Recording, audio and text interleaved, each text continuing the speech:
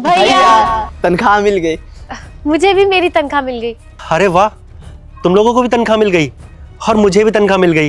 ये तो बहुत अच्छा हुआ ना, जो हम सबको एक साथ तनख्वाह मिल गई। भैया अब इन पैसों से ना रूम का किराया भर देंगे। और हाँ, राशन भी खत्म हो गया है तो राशन भी भरवा लेंगे। हाँ सही कहा तुम लोगों ने। और बाकी जो पैसे बचेंगे ना वो माँ को भेज देंगे। गांव में माँ इंतजार कर रही होगी ना, हमने काफ़ी टाइम से पैसे नहीं भिजवाए। और बाकी पैसे ना हम लोग जोड़ के रखेंगे, छोटी की शादी भी करनी है ना।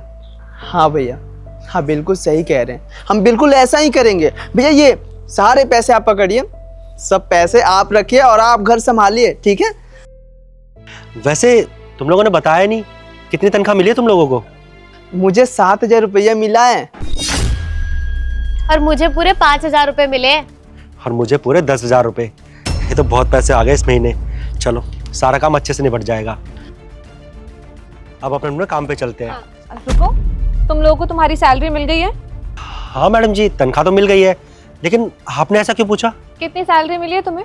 हमको 7,000 रुपया मिला है। और मेरे पूरे 5,000 रुपए। और मैडम जी हमारी तनख्वाह पूरे 10,000 रुपये है। तुम लोगों को लगता है तुम्हें सही सैलरी मिली है? हाँ मैडम जी, हमको 7,000 ही मिलता है और छोटी को 5,000 और भैया को 10,000, इतना ही मिलता है हमको। अच्छा ठीक है, थोड़ी देर बाद मैं तुम लोगों को बुलाऊंगी तो तुम सब लोग आ जाना। बहुत इंपॉर्टेंट बात करनी है तुमसे मुझे। ठीक है मैडम, पर कोई बात हुई है क्या? बात तो तुम्हें पता चल जाएगी, जब मैं बुलाऊं तब आ जाना। भैया मैडम जी बुला क्यों रही है? मतलब ये बुला रहे हो, हमसे कोई गलती हुई है क्या भैया? हमें बहुत घबराहट हो रही है। राहुल, घबराने की जरूरत नहीं है। ऐसे मैडम ना बहुत अच्छी हैं, ज़रूर कोई बात होगी या कुछ पूछना होगा उन्हें हमसे, या काम के बारे में कुछ समझाना होगा, इसलिए बुला रही होंगी। अब बाकी के बात तो शाम को ऑफिस जाके पता लगेगा। खैर छोड़ो, चलो अपना अपना काम खत्म कर लेते हैं। जी हाँ जी मैम, आपने बुलाया? हाँ बुलाया। साहिल मुझे एक बात बताओ, मैंने तुम्हें सारे एम्प्लॉयज़ को सैलरी देने के लिए बोला था ना, तुमने दे दी? हाँ मैम, मैंने दे दी सबको सैलरी। सबको उनके हिसाब से सही सैलरी दी है ना? हाँ जी मैम, सबको सही सही दी है। ठीक है, थोड़ी देर बाद ना मैंने सारे एम्प्लॉयज़ को बुलाया है ब्रीफिंग के लिए, तुम भी वहाँ पे पहुँच जाना, मुझे उनसे कुछ इंपॉर्टेंट बात करनी है। ठीक है मैम, मैं पहुँच जाऊँ। आप सब लोग सोच रहे होंगे कि मैंने आप लोगों को यहाँ किस लिए बुलाया है। मैं आपको बताती हूँ, मैंने आप सब लोगों को यहाँ इसलिए बुलाया है ताकि आप सब लोग मिलके साहिल को थप्पड़ मारें।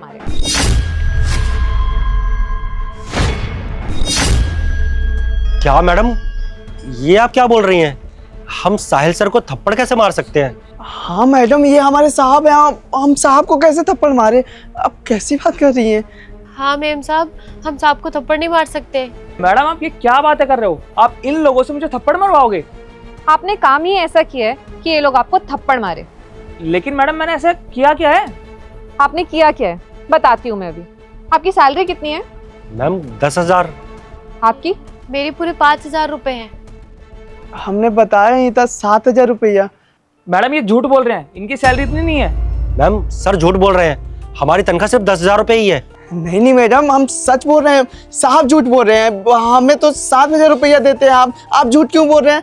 मैम ऐसा कुछ नहीं है, ये लोग झूठ बोल रहे हैं। आप लोगों को एक बात बताऊं, आप सब लोगों की सैलरी उतनी नहीं है जितनी आपको मिलती है। आपकी सैलरी 10,000 नहीं 20,000 है, और आपकी सैलरी 5 नहीं 10,000 है, और आपकी 7 नहीं 15,000 है। आप लोगों को आपकी सैलरी से आधी सैलरी मिलती है जो आपको ये देते हैं। सर जब हमारी तनख्वाह 20,000 रुपये है तो आप हमें 10,000 रुपये क्यों देते हैं? हम तो आप पे कितना भरोसा करते थे ना।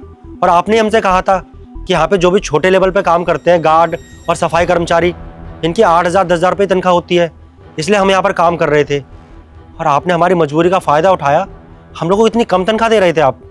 हाँ साहब, आप तो हमें इसका मतलब कम पैसे देते हैं। साहब हम गरीबों के साथ आप सही नहीं कर रहे हैं, आपको देखिएगा भगवान माफ नहीं करेंगे। आपने ऐसा क्यों किया साहब? अरे नहीं मैम, ये झूठ बोल रहे हैं, ऐसा कुछ नहीं है। आपकी सैलरी कितनी है? मैम मेरी सैलरी वो 50,000 है। आप इनकी सैलरी क्यों काटते हैं बताएंगे? वो मैडम मैंने इस महीने एक गाड़ी ली थी ना, तो उसकी EMI जानी थी, तो मेरी सैलरी में पूरा नहीं हो पा रहा था, तो मैंने इनकी सैलरी में से कट किया। 50,000 सैलरी होने के बावजूद आप इन लोगों की सैलरी में से पैसे काट रहे हैं और अपनी गाड़ी की EMI भर रहे हैं। इतनी ज्यादा सैलरी मिलती है आपको, उसके बावजूद आप इनके हक के पैसे मार रहे हैं। और एक बात बताएंगे, कब से आप इन लोगों को इनकी सैलरी से आधी सैलरी दे रहे हैं? अरे नहीं मैम, मैंने तो सिर्फ इसी महीने ऐसा किया है। शट अप साहिल, इनफ। झूठ बोल रहे हो सारी सच्चाई सामने आने के बावजूद।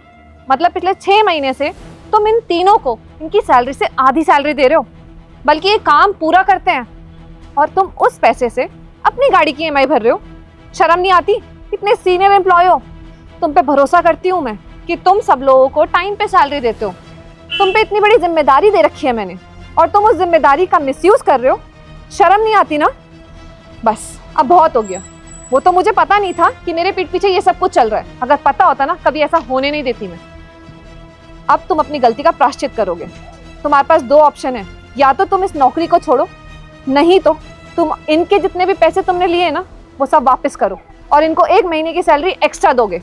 लेकिन मैम, मैं ऐसा कैसे करूँगा? मेरे खुद के अपने खर्चे हैं, मेरी गाड़ी की ईएमआई जाती है और मुझे घर में भी पैसे देने होते हैं। मैम, मैं मैनेज नहीं कर पाऊंगा। तुम अपना खर्चा कैसे उठाओगे कैसे नहीं, ये हमारी जिम्मेदारी नहीं है। तुम्हें ये सब कुछ करने से पहले सोचना चाहिए था। जरा सोचो, वो लोग अपने गांव से यहाँ पर रह रहे हैं, उन लोगों के लिए कितना मुश्किल होगा यहाँ पे सरवाइव करना। कितने कम पैसे तुम उन्हें दे रहे थे। शहर में खर्चे कितने ज्यादा होते हैं, उसके बावजूद ना इन्होंने कुछ नहीं कहा। इनकी जगह कोई और एम्प्लॉय होता ना, जरूर क्वेश्चन करता और ना ये कंपनी भी छोड़ के जा सकते थे।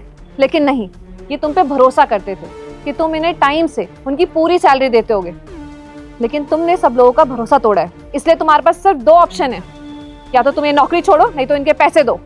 ठीक है मैम, मैं करता हूँ इन लोगों के पैसे वापस। आज शाम तक इनकी सारी पेमेंट क्लियर होनी चाहिए। जाओ अब यहाँ से। ठीक है मैम, आज शाम तक हो जाएगा। और आप तीनों देखिए, मैं हाथ जोड़ के आप तीनों से माफ़ी मांगना चाहती हूँ कि मेरी वजह से आप लोगों को इतना बड़ा नुकसान हुआ। मुझे इस बात की ना पहले भनक नहीं थी। अगर मुझे पता होता तो मैं आपके साथ कभी इतना अन्याय होने ना देती। पर अब मैं पूरा ध्यान रखूंगी कि मेरे कंपनी के हर एक एम्प्लॉय को टाइम से और उनकी पूरी सैलरी मिले।